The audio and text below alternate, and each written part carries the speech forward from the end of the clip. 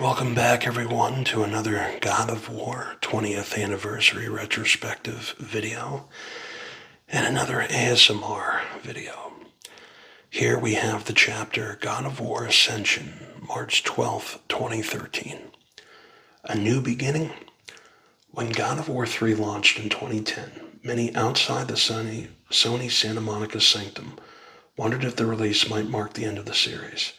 But in fact, SMS was already moving forward on a second PlayStation 3 title, once again set in the Greek cycle. 2 years later, Sony released a trailer, narrated by Linda Hunt, naturally, to officially announce God of War Ascension for the PS3.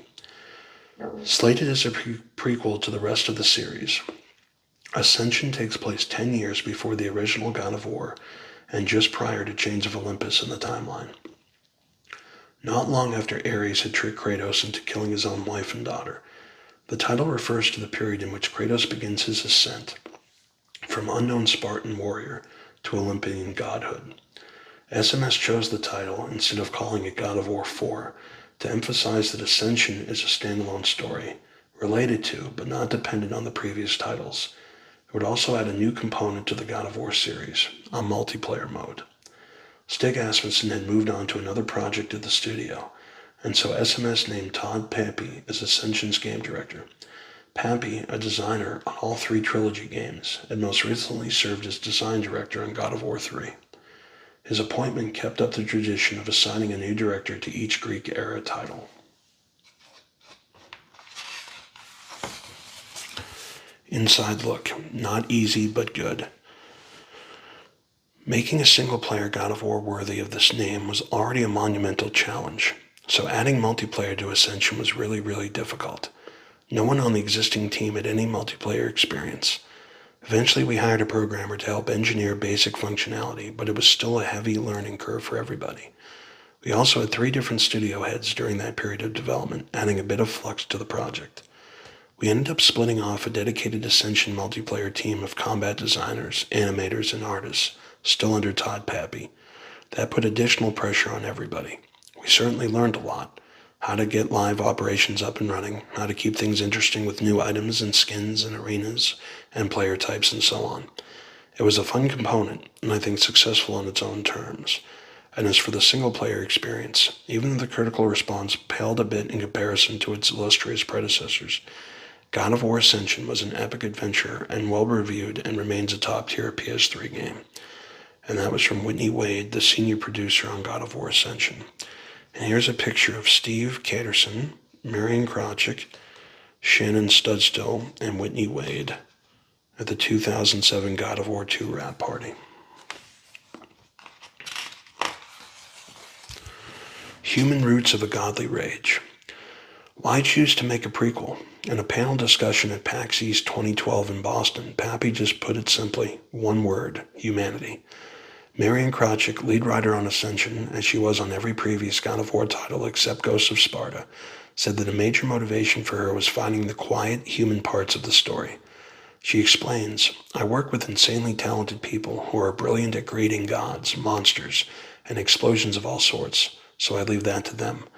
My job is to figure out what makes characters tick, while simultaneously finding the emotional sweet spot for the player's experience. In Ascension, that meant delving deeper into Kratos' personal history to untangle the roots of his rage. Linda Hunt's narrator describes Ascension's setting as a time before Kratos became the monster known as the Ghost of Sparta, a time when something other than rage consumed him. The story explores the chain of events that follows Kratos angrily renouncing his pledge of service to Ares after learning how the devious god manipulated him into murdering his family. God of Pain. When I took the game director job, I started thinking, how can I add depth to this ongoing story? I mean, after killing off all the gods in God of War 3, what's left? We considered moving on from Greek mythology, but then we looked at the timeline and found this prominent gap in the Kratos backstory. Could we go there and maybe show a different side of him, focusing more on his humanity? Maybe we could examine how guilt and pain transformed him into this angry monster we all know. And that's coming from Todd Pappy, game director on God of War Ascension. Inside look, heaven and earth. Look, Kratos is angry at the gods for good reason. Given what happened to him, I would be too. So would you. He has permission to be angry, but to make the connection for players to live that fantasy, they need a way in, an accessible point. So one aim in Ascension was to start tapping more into Kratos' humanity.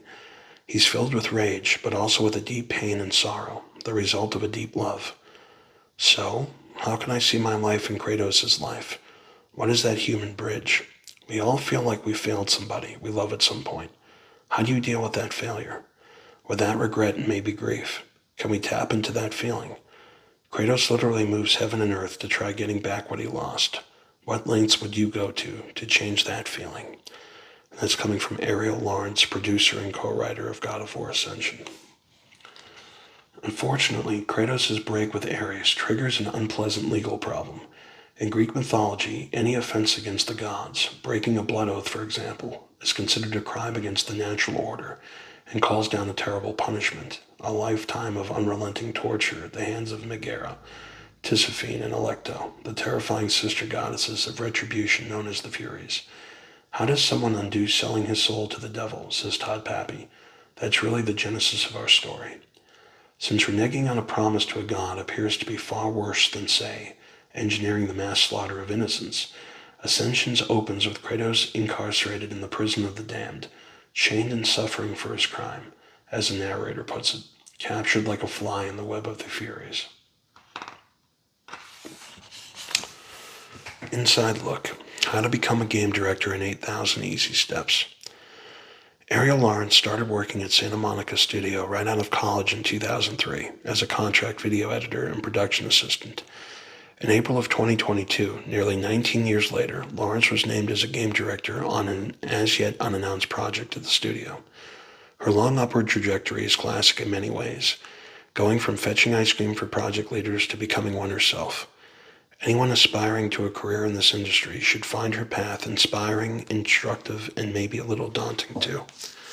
We should note that Lawrence's tenure at SMS was interrupted in 2015 by a 5-year stint as a writer and narrative director at nearby Riot Games. I took a walkabout, as Corey Like Psychology says, but like so many God of War franchise veterans who stepped away for other opportunities, she ended up back at Santa Monica. I took that little sojourn, then I came back, and it's been like coming home, in all the best ways possible. Here are some snippets from our hour-long interview. And here, before we get to the interview, we have Rita Moreno, Rita Mines, Yumi Yang, Whitney Wade, Ariel Lawrence, Shannon Studstill, and Sandy Abe in the old Penn Station campus. How did it all start? I was 22, just graduated from USC, where I was a film production major with a minor in what they called interactive multimedia, before they had a video game design program. I had an engineering professor who knew someone at Sony looking for help with editing video. So I got an interview in Shannon Studstill's old goldfish bowl of an office and met some people on the team. They were like, "Do you have a problem with violence?" And I said, "No." "Do you like mythology?" I said, "Yes." And they said, "Great, can you cut some videos for us?" After 4 years of film school, yeah, I can do that. And I was in. Was it a full-time job? No, I spent my first 6 months doing contract work, cutting videos and marketing trailers. I cut the God of War trailer for the Tokyo Game Show and took all the screenshots for marketing stuff. After half a year of that, I was like, what else can I do around here? Because it would be nice to stop waiting tables on the side. So they brought me in on full-time as a production assistant. That job was basically do my old job plus anything extra that needed to get done. Back then, there were 35 of us in the studio. Kratos was named Dominus. His tattoo was blue, not red, and the game itself was still called Dark Odyssey. I got lunch and dinners for the team. I did comic book runs for David Jaffe. I went out in the middle of the night to buy ice cream for everybody. I took a lot of notes for a lot of people at a lot of meetings, and I continued doing all the editorial staff and screenshots. You know, I grew up in the studio. It was my first real working job. It's funny. I remember my dad telling me as I went off into the working world, it's not all beer and Skittles out there. But then I got into the game industry, and it turned out it was actually a lot of beer and Skittles. The team was small. It was very personal. The dynamic was looser. We worked super hard, but had fun too. When did you take the next step up to producer? On God of War 2, Steve Canderson became lead producer and asked me to be an associate. The woman overseeing the cinematics pipeline passed that job on to me. I'd worked with Corey a lot on God of War, where he was lead animator. My desk was right next to his. When did you take the next step up to producer? On God of War 2, Steve Catterson became lead producer and asked me to be an associate. The woman overseeing the cinematics pipeline passed that job on to me. I'd worked with Corey a lot on God of War, where he was lead animator. My desk was right next to his. So when he became game director on God of War 2, it became a soup-to-nuts story for me. I was in the writer's room with Corey. I was on the floor with him, getting things he needed done. I worked at VO, voiceover sessions. I helped figure out the pipeline for those huge high-res, game-rendered cinematics. I managed external vendors, rendering After Effects, and so on. It was pretty crazy how many different things I did. How did you end up writing for God of War 2 and beyond? Well, I sort of ran the writing room as producer in charge, making sure everything got done. So I was already working closely with Marianne Krotchik and, of course, Corey. I mean, so many things needed to get written or revised, right? Marianne would say, hey, we need barks, quick bits of dialogue shouted in the background from these soldiers, so I'd write a bunch of barks. That role just grew from there. When Corey left the studio during God of War 3 and Stig took over, well, Stig was so respected as an artist and then a leader as an art director, but Stig was slightly uncomfortable at first in the story space, so he relied on Marianne and me as holdover writers from the previous game to help him build a narrative. It was a great partnership. Finally, on God of War Ascension, Marianne and I became the primaries on the writing team. Even though the game was a bit disappointing commercially, it's still a good game, and we were quite satisfied how it turned out story-wise. I think we did right by Kratos. While writing narrative, you were still wearing your producer's hat. Was it difficult to balance the creative side with the more practical production side of your job? Well, I was trained to understand the cost of things, and cost is always a factor. But Dave Jaffe used to talk about little Timmy in Iowa who pays $50 for a game with his hard-earned money for mowing lawns. Note, Eric Williams uses the same analogy based on his own personal experience growing up in Ohio. Did we deliver Timmy an experience that was worth it, or did we let him down? Creatively, we would bend over backward to give little Timmy more than his money's worth. That was the priority. Corey calls it a dark magic, knowing how to promote the benefits of something creative, despite what we know the cost to be.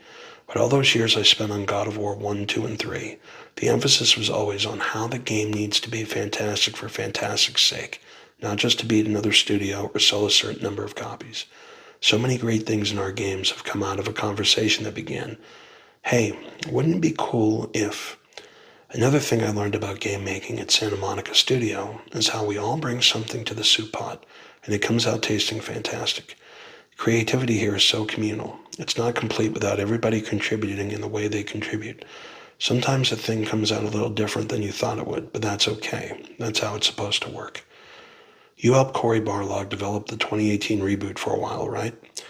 Yeah, I didn't flow on to the other big IP project, known as Darkside, with everybody else. I went straight from Ascension to Cory's small advanced team for what became God of War in 2018. I stayed for 2 more years, except for a short maternity leave before going off on my 5-year walkabout. It was hard to leave. I'd been at the studio for so long, but I wanted to figure out, was I successful because of the studio or because of me? Who was I without Santa Monica? So I took that little sojourn and learned a lot. Then I came back home as a lead writer on a new project. Now here I am, metamorphosized into a game director. Too bad you can't tell us anything about it. Soon enough. Sounds like the studio is buzzing again. The stuff going on at SMS right now is very exciting and I think very special. You know, every project here has this amazing blend of experienced old school folk mixed with an influx of energetic newcomers with fresh ideas. Each game is like climbing Everest again. Maybe you climb a different route with a different team, but you still get to the top. The important thing is that the heart of the studio still beats strong. That much I can tell you.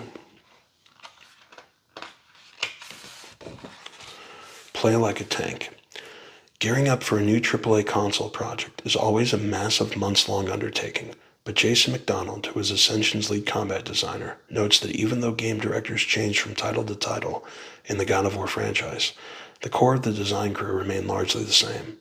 In fact, much of the Ascension team worked on every previous God of War console game, so the collective knowledge was formidable. Every director who came in after Dave Jaffe was loaded with experience, and each one put their personal spin on things, says McDonald. Corey was an animator first, Stig an art director. Before Ascension, Todd was a lead game designer, so he kept a very close eye on those gameplay mechanics. Our goal always was to freshen up gameplay, to keep it feeling new. It also helped, of course, that Ascension was the second PS3 title for Santa Monica Studio. As lead game designer Mark Simon points out, this freed the team to focus more on the creative elements of design. We went to school on PS3 tech issues during God of War 3, iterating through new processes and tools, he says. So on Ascension, we had our engine mostly done, adding just a few things like blended animation, a revamped lighting system, new skin and hair shaders, and so forth. We could dive right into game design and say, let's make everything more awesome. Inside Look, a snackable game. Some of the technology and tools we developed for God of War 3, like the way the Titans work, we used and perfected in Ascension.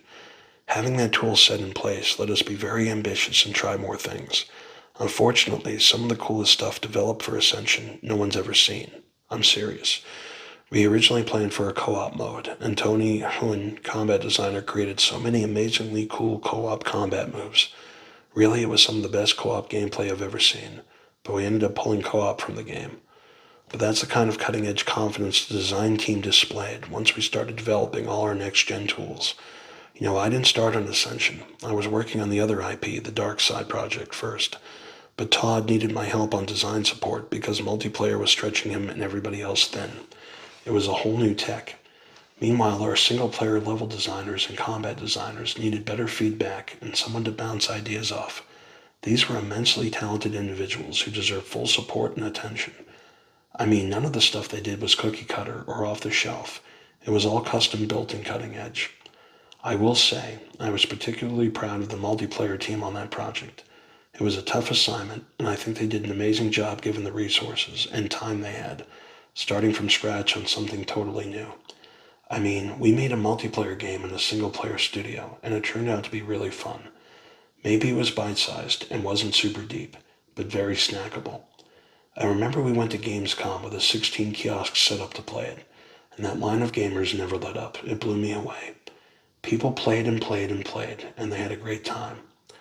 And that's coming from Mark Simon, the lead designer on God of War Ascension. One example of a gameplay tweak that differs from its predecessor, according to Todd Pappy, is the physical feel of combat. In God of War 3, Kratos is like a ballerina of death. All those great spins and pirouettes with the blades, he says. In Ascension, we wanted it more raw and brutal, more visceral, using Spartan-type weapons, like the spear and shield, to really make Kratos play like the tank that he is. Epic and brutal. Another major challenge came in translating the ambitious narrative plan, with its new locales and characters and creatures, into God of War, quality visuals. Art director Chris Sutton's art teams conjured a truly menacing bestiary. Elephantine juggernauts, goatish satyrs, three-headed Cerberus mongrels, the towering megalops, Polymephus, and other terrible beasts. Just how terrible? Well, the brutish centaur general can't be stopped until Kratos literally disembowels it, spilling its guts on the ground. Our high-level vision of this franchise has always revolved around two words repeatedly beaten into our skulls. Epic and brutal, says senior concept artist Eric Ryan. We kept that in mind with every piece of art we produced. Equally epic were the new environments. A perfect example, the spectacular Prison of the Damned. This edifice was carved entirely inside the gargantuan living body of the Furies' legendary first victim. Aegean of the Hecagonacheres, a multi-limbered monster who had foolishly broken a blood pact with Zeus. Kratos himself got a slight facelift. While his physical appearance in the Greek titles is quite consistent, the Hulk and Superman's body, jokes Pappy, he gets slimmed down a bit in Ascension, since he's 10 years younger than he is at the chronology's end in God of War 3. Inside Look, 2 and 1. We had new challenges on God of War Ascension.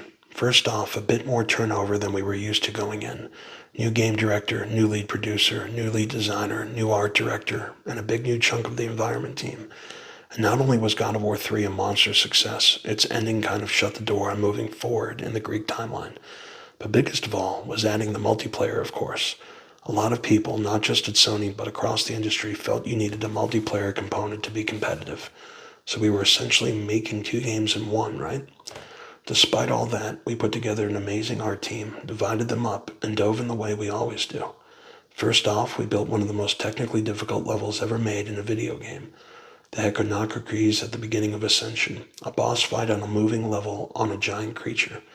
That was bananas, but we pulled it off. And from an art perspective, multiplayer inspired a lot of fun stuff. Our team really delivered in the end. Christopher Sutton, art director on God of War Ascension. God of Multiplayer.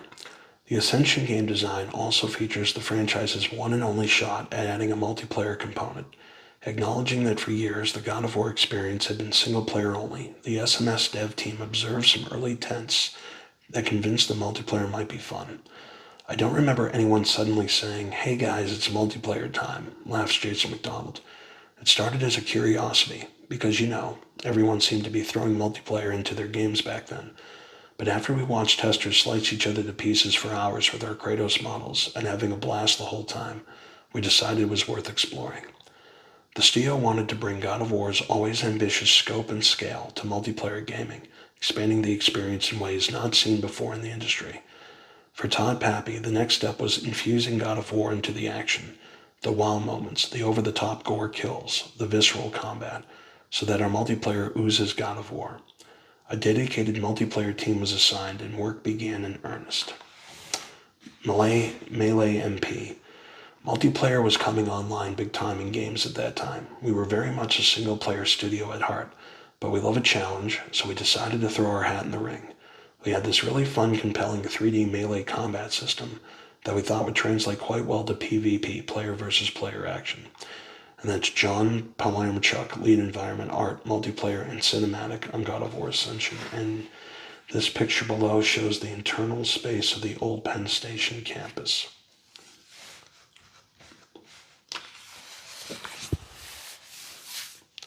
Grappling. Look, the engineering required to turn a game that was not designed to be multiplayer into a multiplayer game was incredibly difficult, particularly for a game that relies on melee combat. Close grappling, foes grabbing each other, and then synchronizing that action across a network environment. Everything had to be reworked. The entire movement system, all the things we thought were finished, the way the player moves and works in the world, they all had to be redone. So yes, there was a heavy engineering lift for Ascension multiplayer, and that's coming from Tim Moss, the co-director of technology on God of War Ascension. In Ascension's multiplayer, opponents pledge allegiance to one of four gods, Zeus, Ares, Poseidon, or Hades, with each affording unique buffs to his followers. Like Kratos, you start as a largely unknown hero who can ascend to become a god.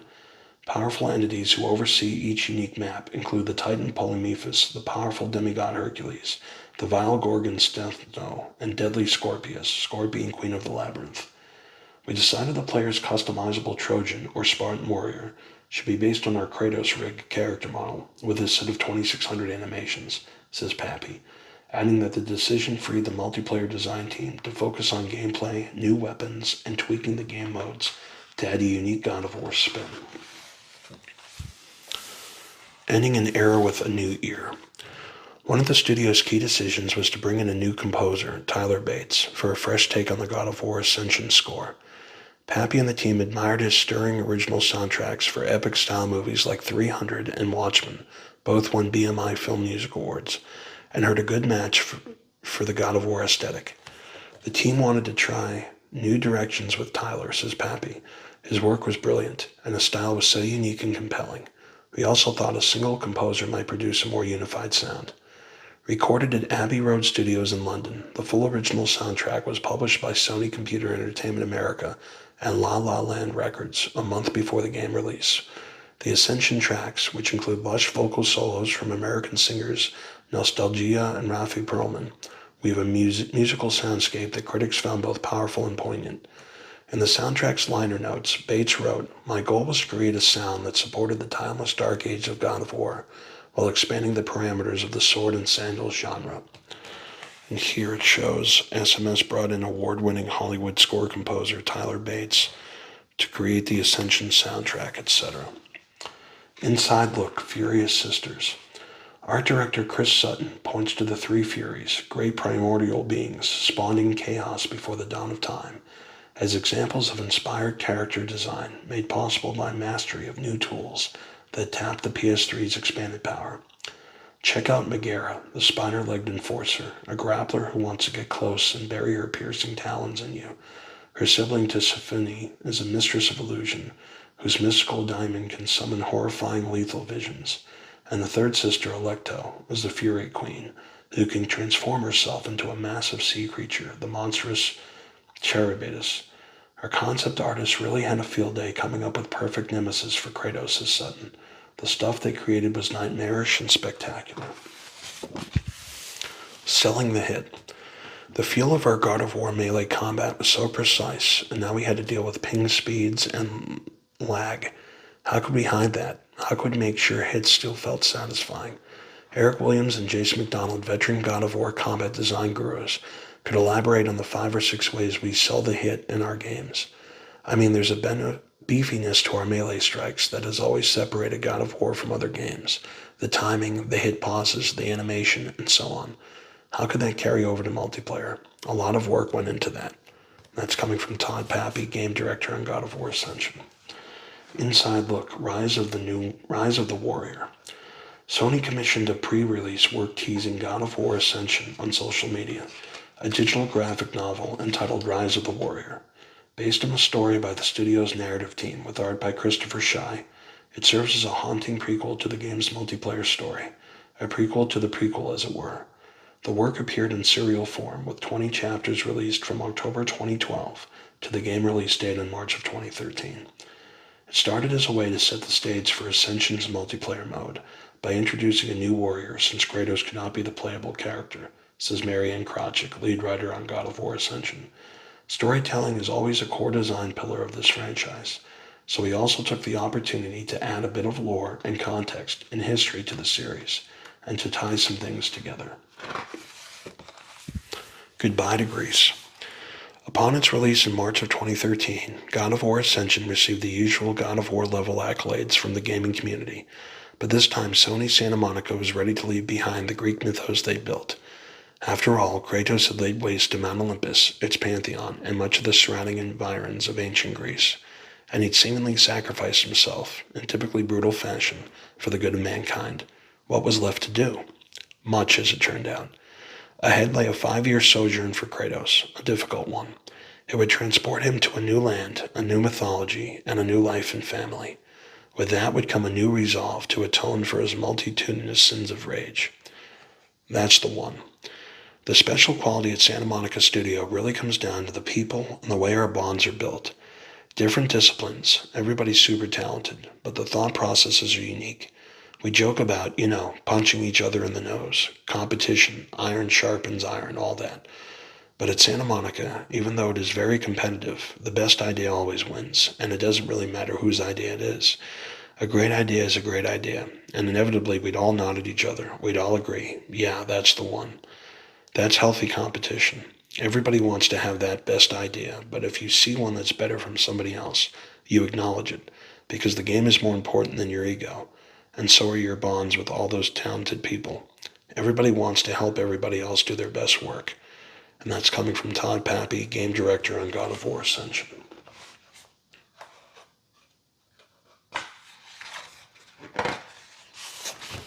Epilogue.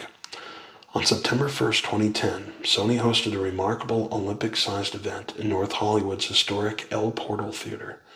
There, all 5 directors of the God of War Greek-era titles for PlayStation or PSP to that date, God of War Ascension under Todd Pappy would come out in 2013, gathered on stage in front of an enthusiastic live audience. David Jaffe, Corey Barlog, Rue Wiersuriya, Stig Asmussen, and Dana Jan engaged in a lively forum discussion of a franchise already legendary, despite being just 5 years old. Many topics were discussed, but particularly interesting were the director's responses to the question, how do you see Kratos now? Today, 20 years after God of War's momentous nascency, some of these answers from 2010 are interesting to review. Rue Wiersuriya, director of God of War, Chains of Olympus for the PSP, said, the compelling thing about Kratos is that he walks that line between good and bad. You see that in so many great stories throughout history. The conflicted hero who straddles the line. People can share those impulses toward vengeance and cheer him on. Stig Asmussen says, director of God of War 3, Also, he's the underdog. Everybody loves a good underdog story. To which Dana Jan, director of God of War, Ghosts of Sparta for the PSP, responded, yeah, he's the ultimate underdog. He's as human going up against gods and creatures of mythic proportions. So in a weird way, he's totally relatable. He has faults and flaws, but he suffers great anguish over his losses. And when it's time to act, Kratos moves with furious purpose. He doesn't hesitate. David Chaffee, series creator and very first God of War director, weighed in. He's a guy who, in the end, sacrifices everything for his ambition. He ends up losing the things he cares about most. But it is easy to root for Kratos when you see his past, his boyhood, and how his anguish informs his anger. To which Cory Barlog, director of God of War 2 and future director of the 2018 God of War reboot, added a coda. Yeah, he leaves a huge body count and a bloody trail in his wake, but he's bringing down a corrupt system too, right? These Greek gods are terrible, they're nasty and capricious, and in the end, Kratos even gives mankind hope and free will. So despite the cruelty of his methods, he's actually making the Greek world a better place. Looking back today, 15 years after these directorial musings, you can clearly see the early bend of a compelling character arc that would lead Kratos northward on a redemptive journey to a new land, a new family, and a new, if still tortured, self-awareness, one that would ultimately beget forgiveness and a deeper wisdom. Again, the prequel God of War Ascension would come out 3 years after that Sony Forum as the release order finale of the Greek era, but the Greek story chronology had officially ended in 2010 with the Olympian destruction in God of War 3, and the series would undergo a 5-year renovation project after Ascension. During that period, the Kratos character arc would be rethought, rebuilt, and extended. A reimagined God of War would emerge from a modest Northlands hut in 2018. And on that note, it's time for you to crack open our Norse era volume. Enjoy. And folks, that is the end of the Greek era retrospective of God of War, the Greek saga right here. And what we'll do is we'll just take a look at these came in here. These, there's 2 of them it looks like. If you guys can see that, here's Kratos in the Greek mythology, and then you see Atreus right here with, I forget the name of his wolf. That was his pet that died. I forget his name, but he took that pretty hard. So these are the little, you want to call them little art things here. Well, I appreciate you guys watching. Stay tuned for more in this series because we still have the Norse Saga volume to go through. Thanks for watching, guys. I'll see you next time. Bye.